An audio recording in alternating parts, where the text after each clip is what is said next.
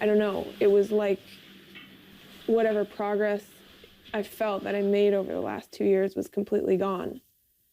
But it's also strange to talk about it as progress because you're just trying to, again, accept a circumstance of living without somebody who is supposed to be one of your key people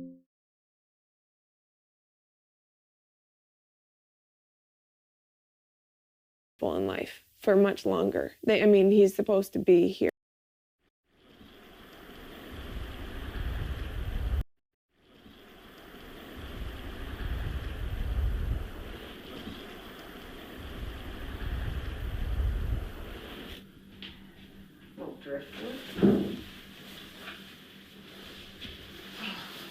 I don't know, it was like whatever progress I felt that I made over the last 2 years was completely gone. But it's also strange to talk about it as progress because you're just trying to, again, accept a circumstance of living without somebody who is supposed to be one of your key people in life for much longer. I mean, he's supposed to be here. And I can't let go of that yet. I haven't yet. So on tough days, it's really tough. And there were a lot of really, really tough days at the games. And I don't really know what more to say about that, except for, I suppose, life is not a linear journey, and we just have to take each day as it comes.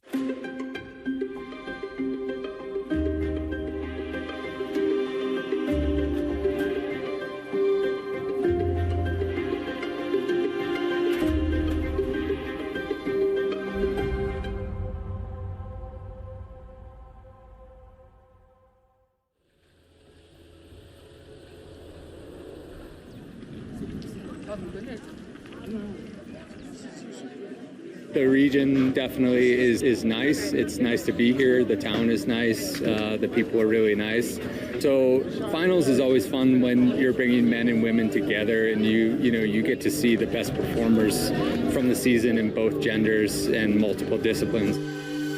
The Globes are determined at these races. It's always usually sunny and there's a lot of people and there's, it's kind of exciting, but for the athletes who are still fighting, a battle for one of the globes, a small globe or a big globe, it's pretty stressful, and, it's the culmination of the season, so.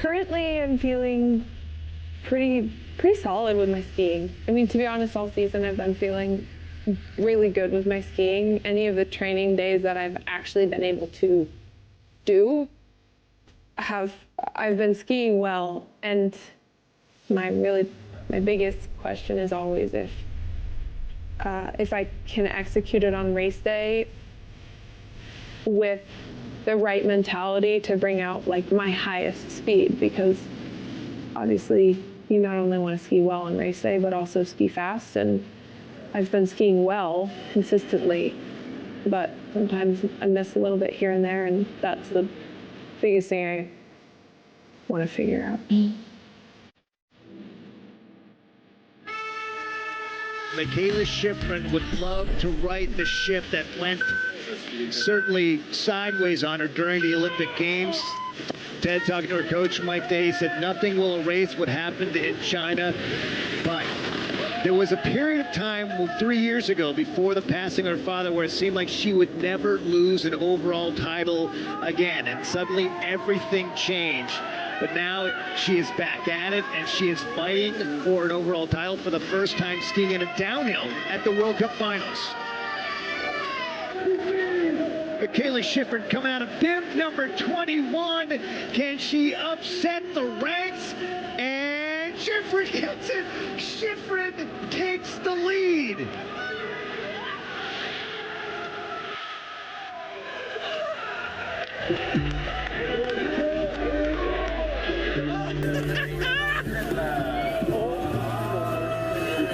Are you kidding me? That was amazing. How did he actually do that? You skied so fantastic. That's incredible to watch. Good job. Good job. She's an incredible athlete and also even better person. After a tough Olympics, getting back on the horse, winning downhill. It's just incredible. It's so inspiring for me to be part of.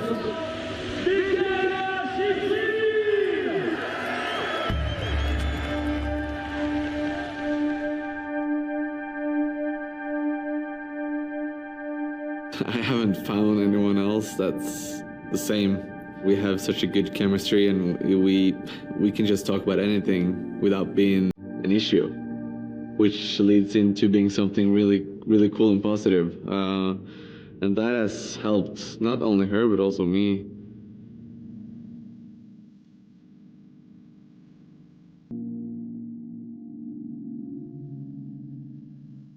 I mean, it's a natural question to wonder, like, if one has success and the other has failure, how does that affect the dynamic of the relationship? And because of who he is,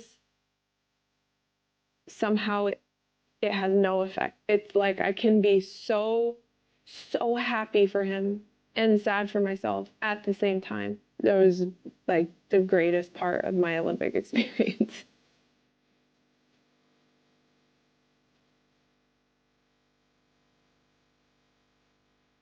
We were all pretty heartbroken because she was actually skiing really, really well.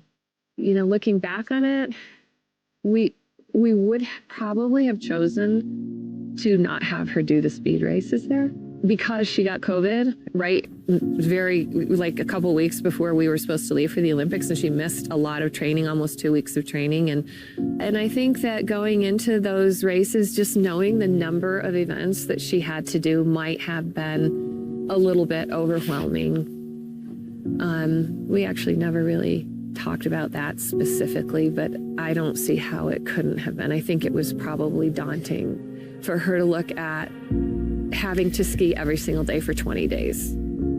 It was a privilege to be one of the athletes who was followed with the expectation that I would provide something to follow, that I might win a medal, that I might win multiple. And I think every time I look back on the Beijing Olympics, I'm going to have the feeling that I let people down. And that's going to be something that follows me around forever, and you just can't reframe it. I think that Beijing probably changed Mikaela's perspective on the sport and her career. And I think that it was definitely wearing on her to hear people, so many mean comments about how she let everybody down and, you know, failed. I wish people would think a little bit before they, press the send button. But I also know that people aren't thinking less than they ever have in history. They just have more access to sending messages. And it doesn't really change anything aside from that you see what they're thinking. And so as humans, just as individuals, we also have to try to grow thicker skin to be able to see what our priorities are and whose opinion we actually care about, and try to be okay with that. After the Olympics, growing up as Mikaela, you tend to be a goal-oriented person. And so the first thing she did was say, well, if I didn't reach any of my Olympic goals, I at least want to shoot for winning the overall. The overalls have meant a lot to me over the years. One of the biggest reasons I even came back after my dad was to see if I could even get to the point where I might be a contender for the overall again. From my perspective, one of the, or maybe the highest, sort of like most prestigious award in skiing being one of the top athletes, no matter what race you enter, and because it requires racing so much, it's tough. It's just tough. I look back on the season, and a lot of what I see is Beijing and some of the disappointment there. Even though the season I've had like ups and downs throughout this whole time, and missed races because of COVID, and then missed training for like every reason under the sun, it seems like. But somehow to still be here, if there's any goal that I have left for this season, it would be to secure the overall globe.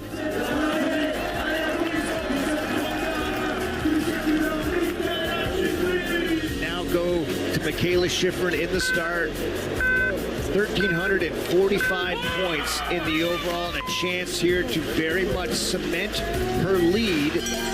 Talking to her coach, Mike Day, it has been just such a difficult process to elevate herself after the games in China, which was such a low for her, and now seems to be on such a high. 3/10 to find.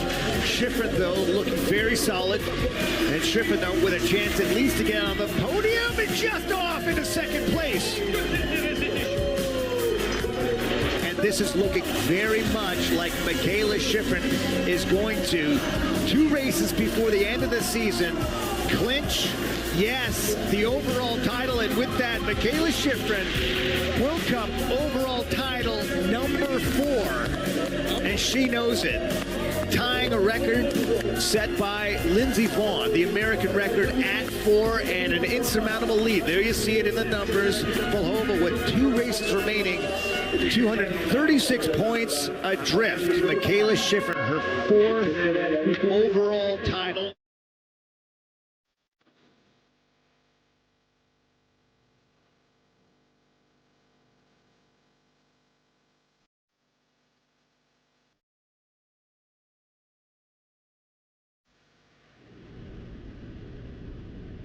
There were quite a few moments this season where I was thinking I was losing it, and in the end, getting it with the downhill in the Super G here at World Cup Finals was it was just incredible. And it's been quite a few years, a roller coaster kind of years, since I won the last overall globe.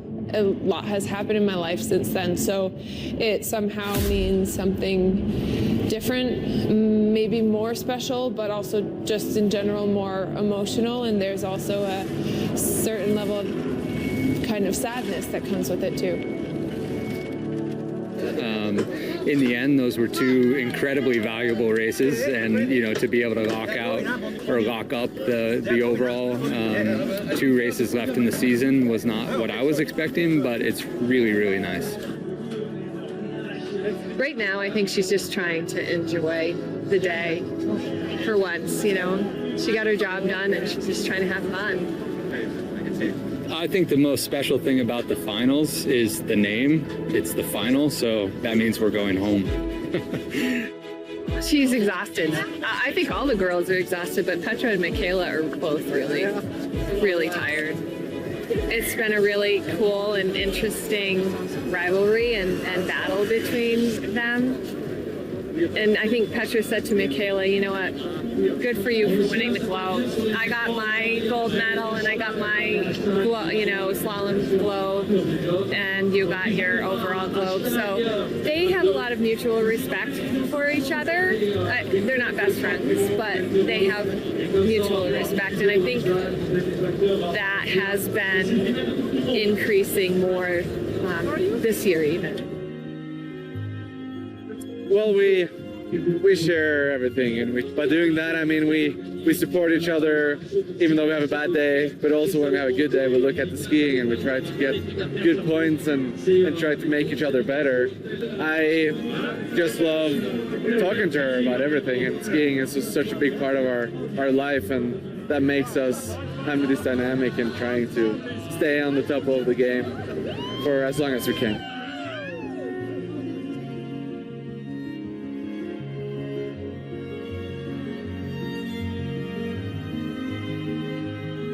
There are a number of reasons that the Olympics turned out the way they did, but having her back where she deserves to be with her skiing and her results, I think that made her feel really, really good. And I'm glad she did it. You know, I'm glad she had the strength and the wherewithal and